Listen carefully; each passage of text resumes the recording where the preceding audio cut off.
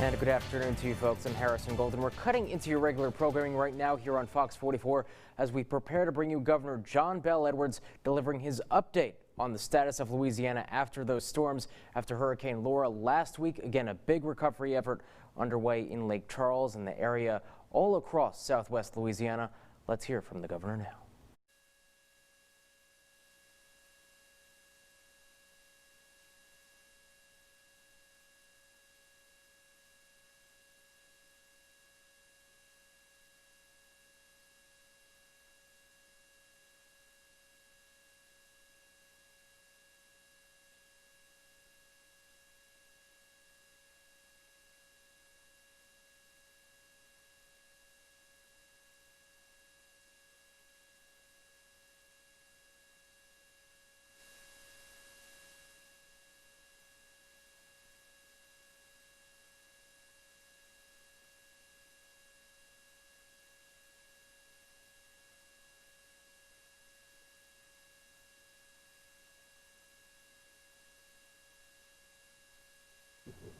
And we do apologize, there are some technical issues with the audio there at the governor's news conference at the moment. But just to kind of give you a breakdown of what he's talking about right now, he's at the State Police Training Academy here in Baton Rouge, right in his public safety compound at the moment. Again, talking about the trips that he has made over the past few days to Lake Charles, to the area thereof.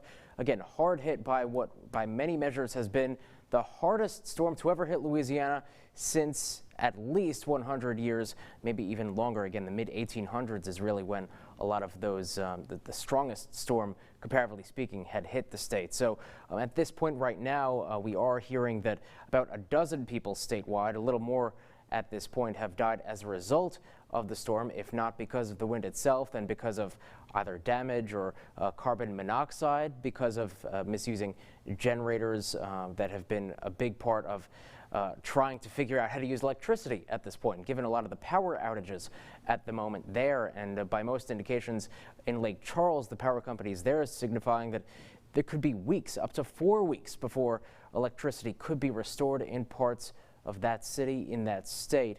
Let's see if we have any sort of improvement on the governor's audio front at the moment.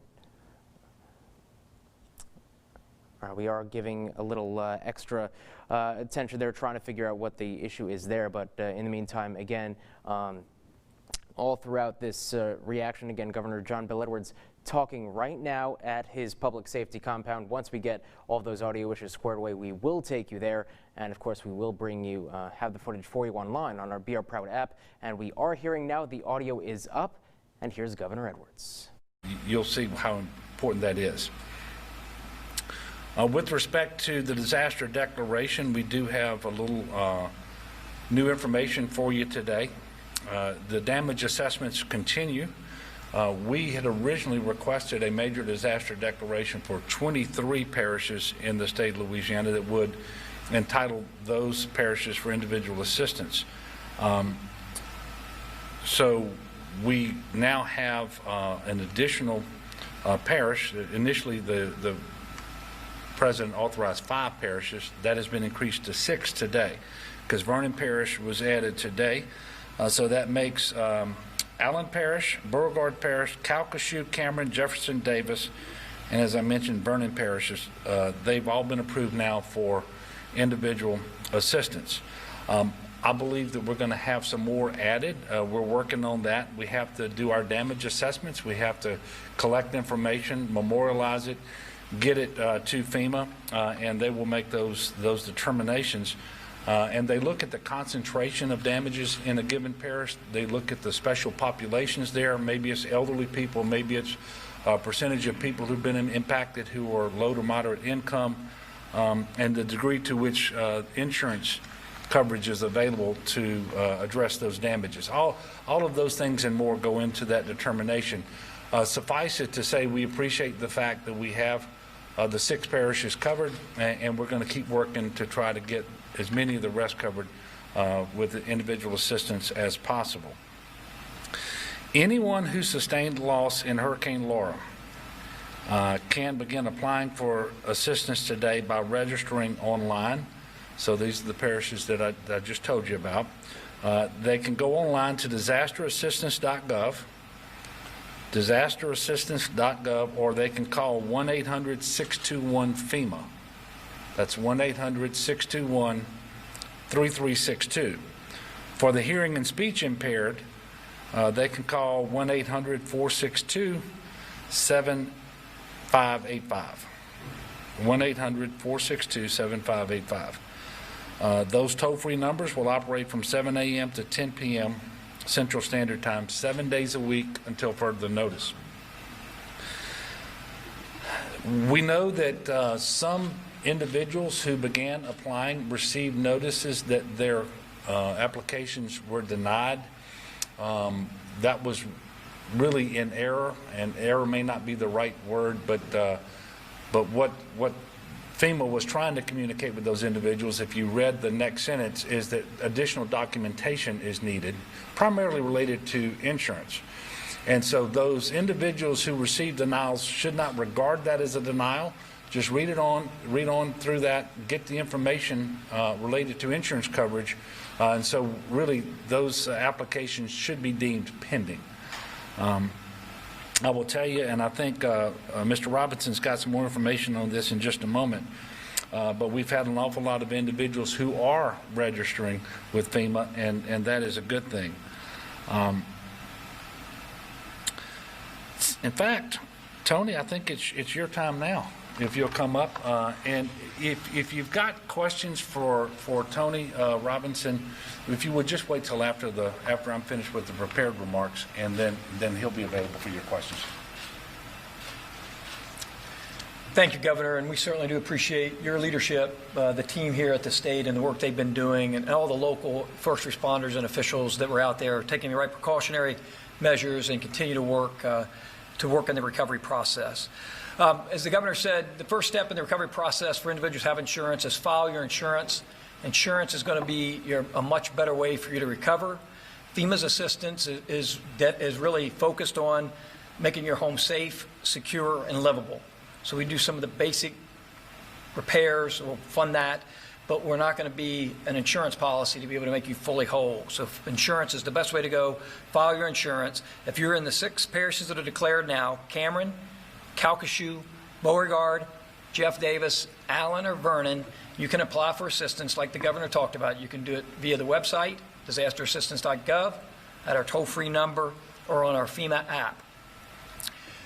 One of the things we have heard is people are getting a denial information on either the web or through a letter. That's really a way that we protect you so that we don't duplicate benefit from your insurance company.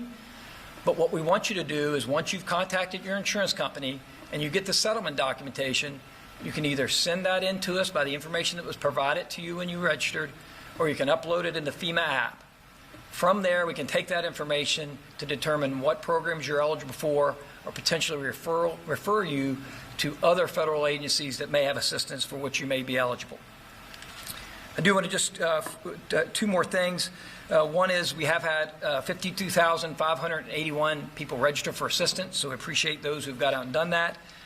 To date, we've done over 200 inspections on those homes, and we've provided over $650,000 in assistance to date. We're also working with the state to provide financial assistance to help them do non-congregate sheltering, to put people up in hotel rooms. I applaud the state. They've done a great job in that. And we're also continuing to provide financial assistance and resources to help with commodities, generators, and other things to help these communities get back and operational. That's all I have.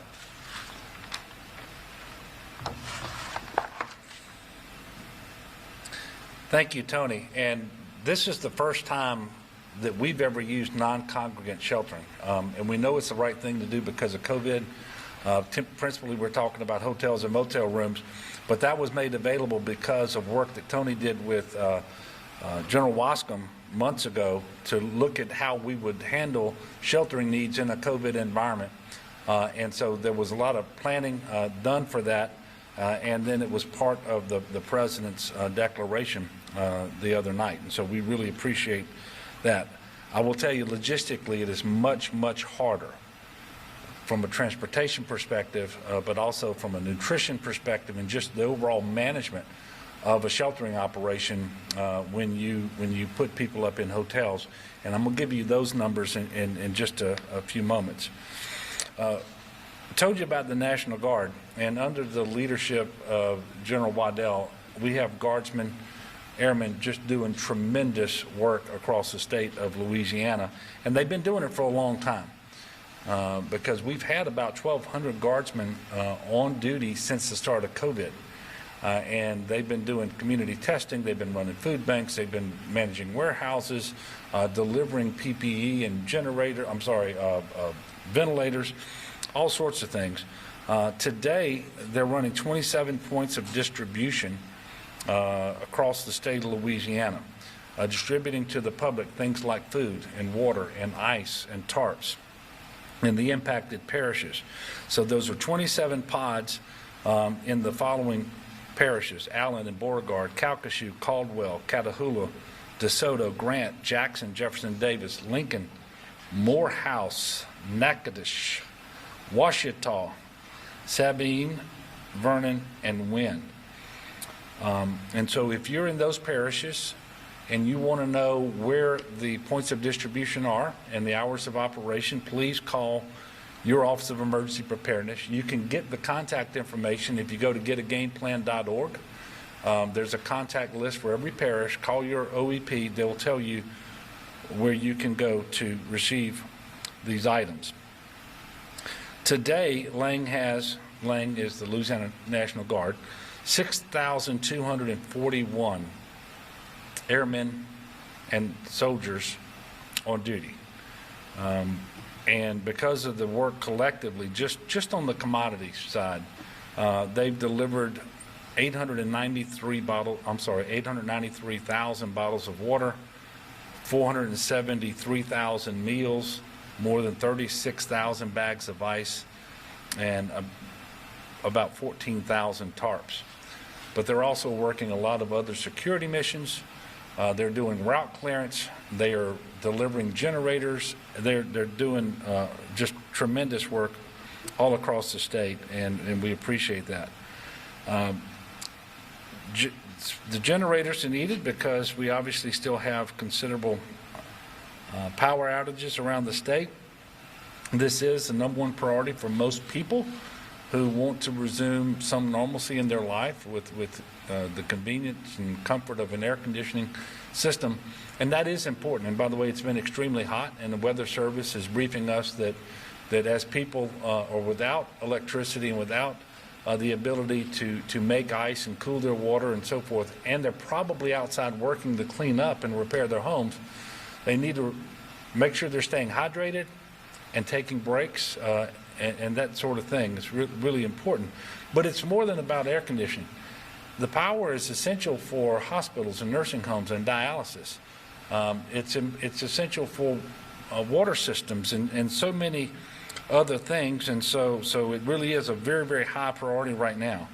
And what I want to tell the people of Louisiana is that I got a report today. Entergy has more than 13,000 individuals in Louisiana from 29 different states helping to restore electricity and repair their lines. CLECO has over 2,600.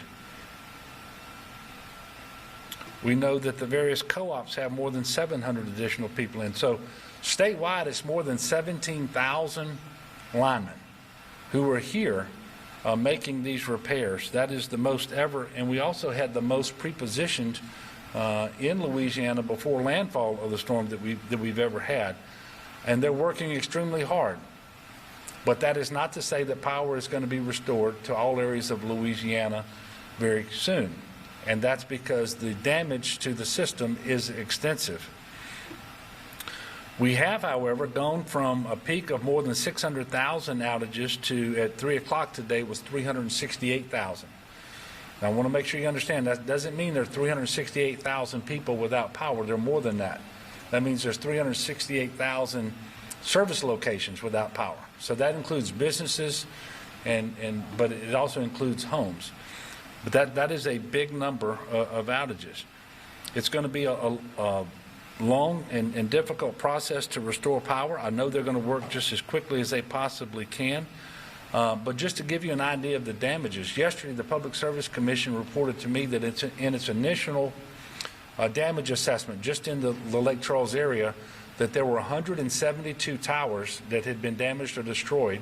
70 of those were the very large 300-foot towers that were rated for 140-mile-an-hour winds. And I'm thinking, wow, that's terrible. That's going to take a long time. Today, they did a more complete damage assessment, and they are now reporting more than 500 transmission towers damaged or destroyed in the Lake Charles area. So that just gives you some sense of the work that's going to have to be done in order to get power back into Lake Charles. It's our expectation, and we're already starting to see it, that from points further north, because as you remember, Monroe, Ruston, those areas, all the way down through Cameron Parish, if you just followed the track of the hurricane, all of those areas had lost power. They're coming on relatively quickly up there, but as they move further south, they're going to find that more damage has been done. It's going to take longer. I know this is very difficult, but we are asking for the patience of the people of Louisiana.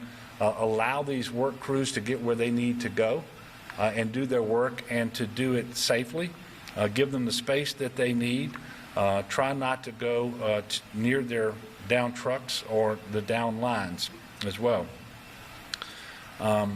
Utility workers are, in fact, first responders, and we want them to be safe, and their jobs are inherently dangerous on the best day. We don't want to make that more complicated than it needs to be. With respect to the Department of Transportation, we're also working to get roads back open. DOTD asked me to remind motorists to treat intersections where signals are out and not working as a four-way stop. Be patient and be courteous. Don't drive distracted, and don't drive impaired. Of course, those are always good habits to get into. Don't drive distracted or impaired. Watch out for DOTD employees and other first responders, including those power crews that we were talking about. There are a lot of people out and about. And it's also, if you don't need to be out there, don't do it, because there's enough congestion as it is. And I know there's a temptation to go out and do a lot of sightseeing after a storm, but if you don't have to, don't do that, so that we can get people who need to be there, get them there safely and a little more quickly. There's some congestion out there, and so we're encouraging people to go to 511la.org to make sure that they know what the road conditions are like, what roads are going to be closed, and that's real-time update at 511la.org. As far as sheltering goes, a new reception center opened at Zephyr Field in Metairie yesterday. The reception center in Baton Rouge has been closed. Right now, we have 8,962 individuals in non-congregant shelters in the state of Louisiana. And basically, these are 45 hotels across the state, 29 of which are in New Orleans. We also have confirmed 5,875 individuals in Texas-sponsored non-congregant shelters, which are hotels. And we really believe that that number could be as high as 8,000 individuals. And we're working to get more information about that. But we do want to thank the state of Texas for being a good neighbor to our people while they're in need. Similar to what we did during Hurricane Harvey 3 years ago, or after the hurricane, when we did search and rescue, and I think we sheltered about 3,000 Texans for a while until they could get home. But we really appreciate the folks in Texas doing that. Anybody who still has a need for, question about shelters, they should text LA Shelter to 898-211, and they'll be given information about where they should go. LA Shelter to 898-211. Going to nutrition now, those impacted by Laura can register for DSNAP now. and be ready if DSNAP becomes available in their community. So we don't have DSNAP turned on yet anywhere. Typically that happens about 2 weeks after the storm. I will tell you we're tentatively targeting the 10th of September. If that happens, if that changes, we'll certainly let you know. But individuals who are regular recipients of SNAP do not have to register for DSNAP. That's going to happen automatically for you. Other individuals who may be eligible for DSNAP, if you pre-registered, that will help. You go to dcfs.la.gov/DSNAP. All SNAP recipients will receive SNAP benefits early. You'll get those on Tuesday, September the 1st. That's earlier than you would normally get that reload on your card. If you are not currently at the maximum benefit for your household size, you will also get a COVID emergency allotment to bring you to the maximum. That is scheduled for September the 18th.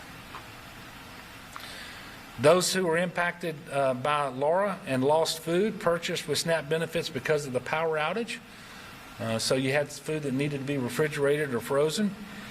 And the power outage lasted at least 24 hours, may be eligible for replacement benefits. You don't need to do anything right now. Sit tight, await further information, and we do have the ability to cross-reference our SNAP rolls with power outage locations that we get from the Public Service Commission, but you're going to be given more information about that in the near future. I keep telling everybody we can't forget about the public health emergency, so I want to go through the COVID numbers. We didn't report yesterday because it was a Saturday, so we last reported on Friday. Today we're reporting 1,645 new cases since Friday.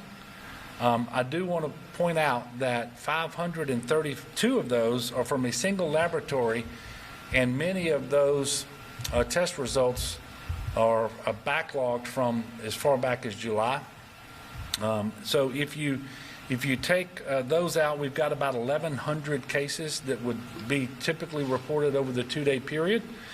And of the 40,000 tests we're reporting today, about 30,000 of those would be normally reported for this interval. So I'm going to say that we've got 1,100 cases on 30,000 tests if you just want to look at what we should be reporting right now. Sadly, we're also reporting 27 new deaths for a total of 4,768. And just to put things in perspective for whatever this may be worth, and we have 14 confirmed deaths from the hurricane, we have 400 times that much from COVID. So the public health emergency is real. I will tell you that the report on Friday and today increased the number of people in hospitals across the state of Louisiana with COVID. Those increases were relatively small, but it is 2 reports in a row, and so I hate to think that we have a trend in that direction, and I'm not going to call it a trend yet, but that's something that we're watching very closely, especially since we have fewer tests that we administered over the last week as we prepared for, experienced, and then started recovering from Hurricane Laura. So the testing is not going to be as robust over the next several days as those reports come in, and so we're going to be keeping a very careful eye on our hospitals, as I said before, we hope that doesn't start a trend. We did have 1 additional storm-related death this morning, and it came from a carbon monoxide poisoning, and that came from a generator. So that means of the 14 confirmed Hurricane Laura-related deaths, 8 of them carbon monoxide poisoning from generators. We're asking people to please exercise the appropriate caution and don't run these generators in your home. Don't run them in a basement, a crawl space. Don't run them in a shed next to your house or a garage.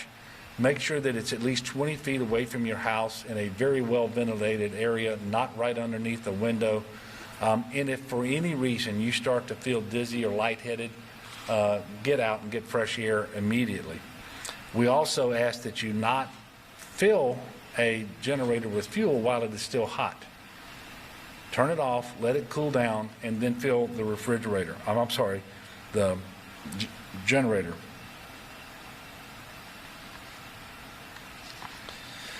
As I mentioned before, heat's going to be a concern over the coming days, so make sure that if you're involved in a cleanup, or if you're just sitting in a house that's extremely hot because you don't have electricity, drink as much water as you can, and if you are working, take frequent breaks.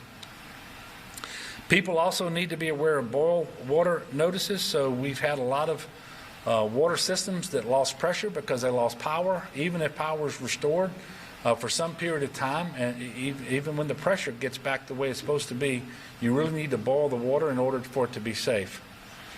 Yesterday, we had 124 water systems across the state under storm-related boil water advisories, and that was affecting about 400,000 people. And also, as of last night, 183 water systems were completely out. That affected approximately 188,000 individuals across the state of Louisiana. So to the degree that you can, listen to the radio, TV broadcasts, stay aware of boil water advisories, and any other information related to the weather or instructions coming from local officials about what you should be doing in the aftermath of Hurricane Laura. If you have questions about the safety of your water, you can contact your water system. If you don't have that information, you can always call 211. The LDH, the Department of Health, updates its list of water systems outages and boil advisories on its website at ldh.la.gov/safe drinking water. Before I conclude my remarks, I do want to go over tomorrow's state office closures. They're going to remain closed tomorrow in 20 parishes.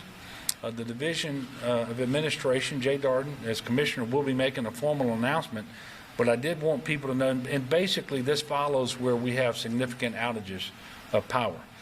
But those parishes are Allen, Cameron, Calcasieu, Beauregard, Jefferson Davis, Catahoula, LaSalle, Grant, Wynn, Natchitoches, Vernon, Rapides, Sabine, Jackson, Lincoln, Caldwell, Union, Ouachita, Red River, and Concordia.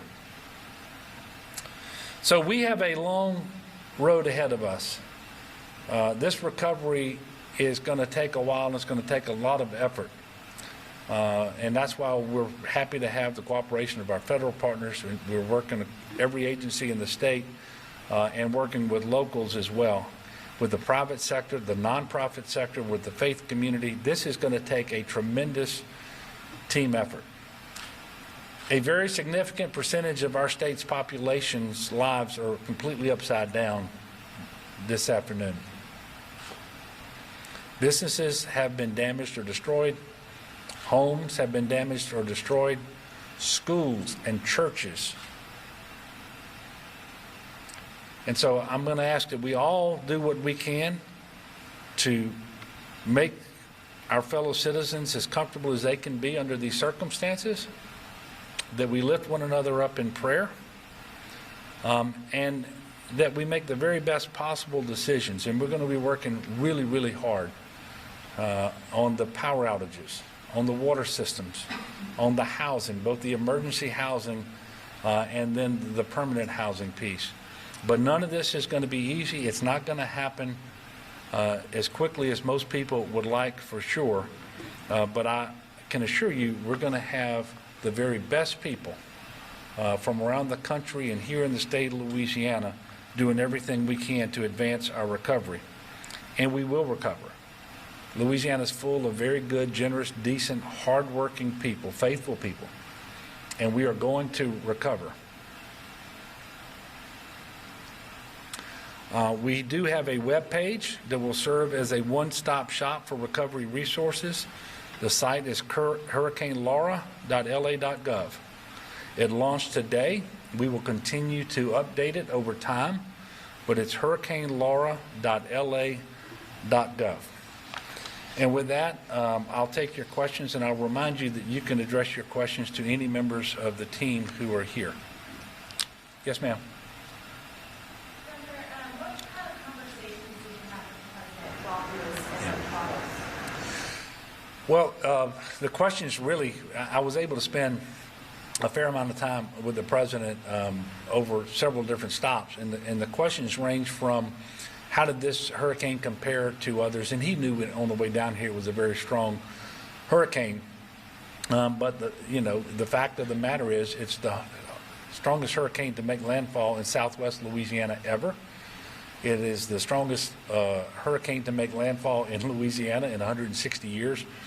And I said it yesterday, I don't know how they measured hurricanes in 1856, but that's the last one we think that rivaled this one. I will tell you just the sheer awesome amount of devastation, the catastrophic devastation was something that really got his attention. And he asked me, what do you need first? What do you need the most of and first? We were able to talk about the Title 32 for the National Guard, which is incredibly important. We talked about generators and water systems. We talked about the devastation done to the electric grid, all of those things. But he did remark on the resiliency of the people of Louisiana and how determined he knows that they are to rebuild better and stronger, and to stay in Louisiana. He was very appreciative of all the volunteer work going on with the United Way of Southwest Louisiana, but so much volunteers, especially in the faith-based community. He mentioned all of those things to me and more. And then, of course, he understands this is just the beginning. And over time, we're gonna transition into different levels of recovery with permanent housing programs that we're going to have to stand up. But right now, it's all about the immediate response. It's hard. Sometimes we lose track of time, but this hurricane actually made landfall on Thursday and didn't leave until late on Thursday. It's Sunday. But we've got a lot of work to do. He appreciated that, and he made sure that I knew that the agencies he's got at his disposal will be working hand in hand with us in order to make that recovery happen faster for the people of Louisiana. Yes, sir. On the power, in light of the numbers, do people still assume that we're talking about several weeks or a month? And obviously the water that was being handled, that even if I've got power, if I don't have enough water, I can come back to my house. Just touch on this generally kind of time. Yeah, and there's no good answer for everyone, because I do believe the power will be restored in the northernmost portions of our state that still lack power much quicker than in southwest Louisiana. And I have a meeting with Entergy tomorrow, for example, and they're going to give me a lot better information, more up-to-date information that will include their timeline for restoring power if things go as they anticipate. So we're going to have more information on this forthcoming. With respect to water, what I want to caution people about is there are water systems that are down strictly because they didn't have power. So once they get the power, they're back up and running, their pressure's normal, and things can proceed as if there had not been any interruption. We have other water systems in the state of Louisiana that received damage separate and apart from just the loss of power.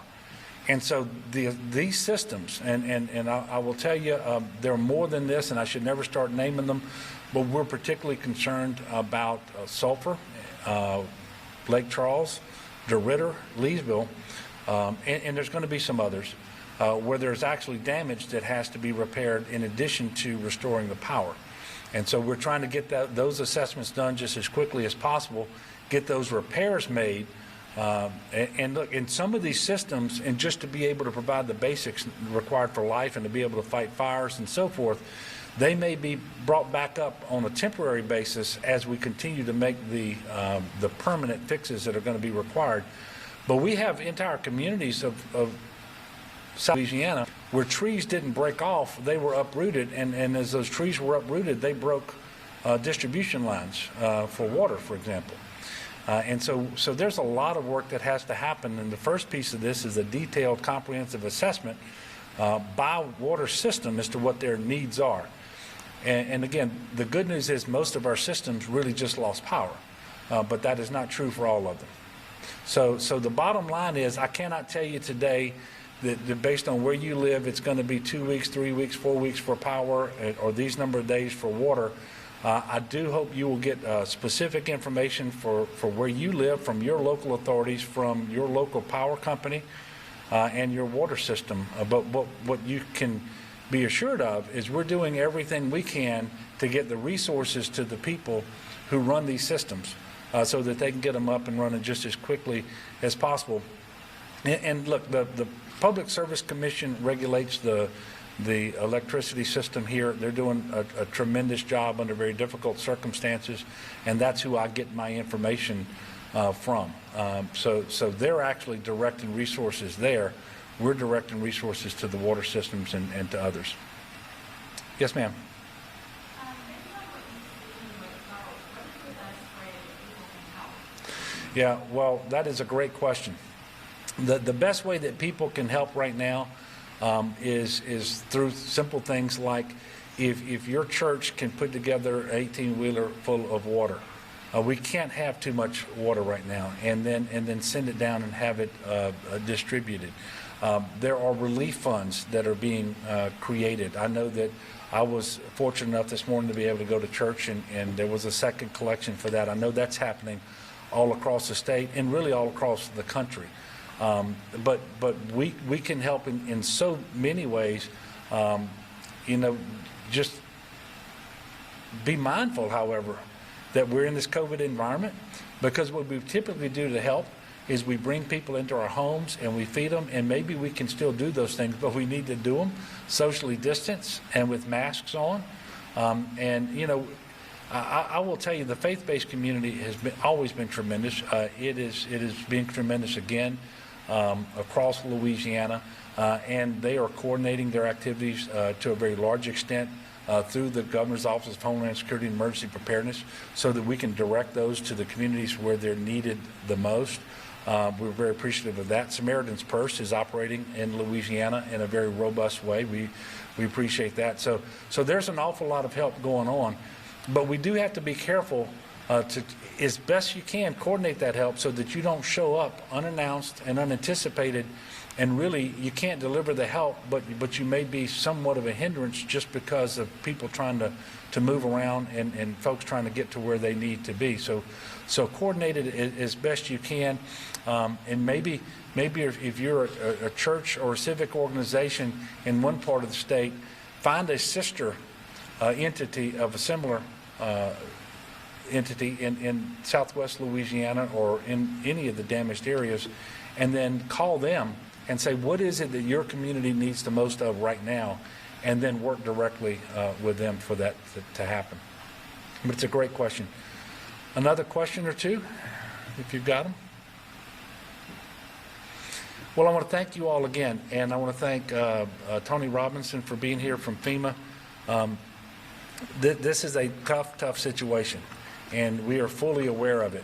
And if you haven't laid eyes on the devastation, words are not going to be adequate for me to convey to you just how catastrophic it was.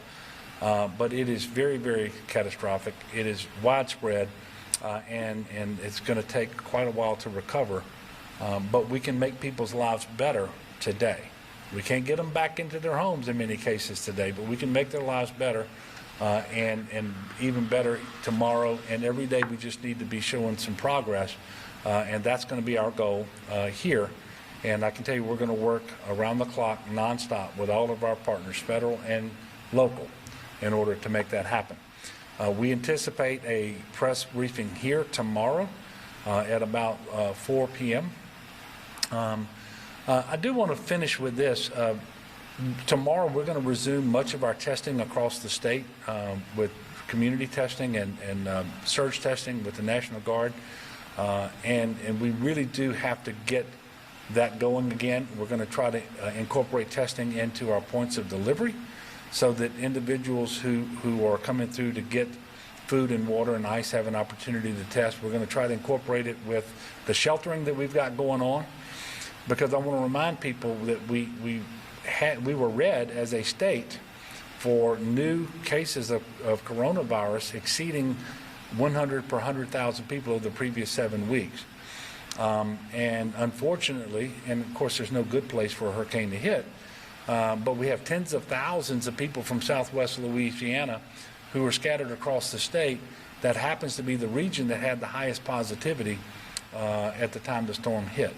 So we really need to get back on our testing so that we can sense what may be happening out there. I pray that we don't have another increase, but we would want to increase our testing anyway if nobody had been evacuated, because 3 weeks ago K through 12 schools resumed. We've had higher education campuses reopening over the last couple weeks. And so getting this testing program back up is incredibly important. And everything we do with respect to COVID has to be mindful of the fact that we're responding to and recovering from Laura.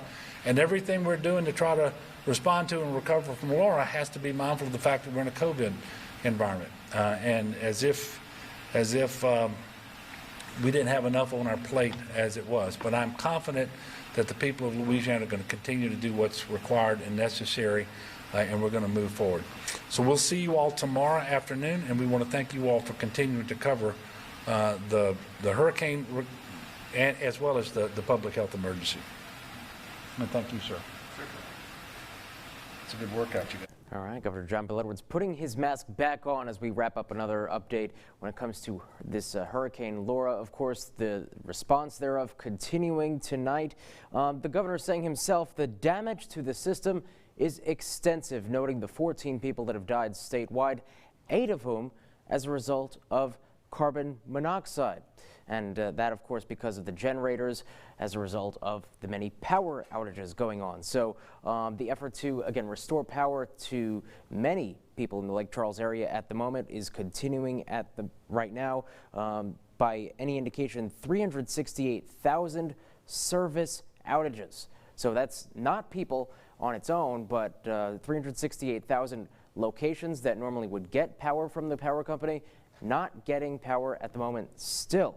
So again, that is probably, if we were to estimate in terms of people, that could well be about 1 million people. Again, all in the Lake Charles area as a result. No timeline yet on when power would be restored in full to that area. But again, a long effort going on. 17,000 linemen being worked on this project so far across the Lake Charles area. But again, at this point, the governor announcing tomorrow testing will go back to normal as it can be, at least, given the hurricane that has just hit, and an historic hurricane at that. The first time that we're using non-congregant shelters as a state because of, again, this coronavirus pandemic going on. You don't want to have too many people caught in one spot at once. But again, all of that coming amid the strongest storm to hit the state in more than 140 years. A lot of history here, folks, here in Louisiana. Governor John Bill Edwards will be delivering his next update sometime tomorrow, probably around 4 o'clock, he says. And of course, we will be covering that for you live here on Fox 44. But for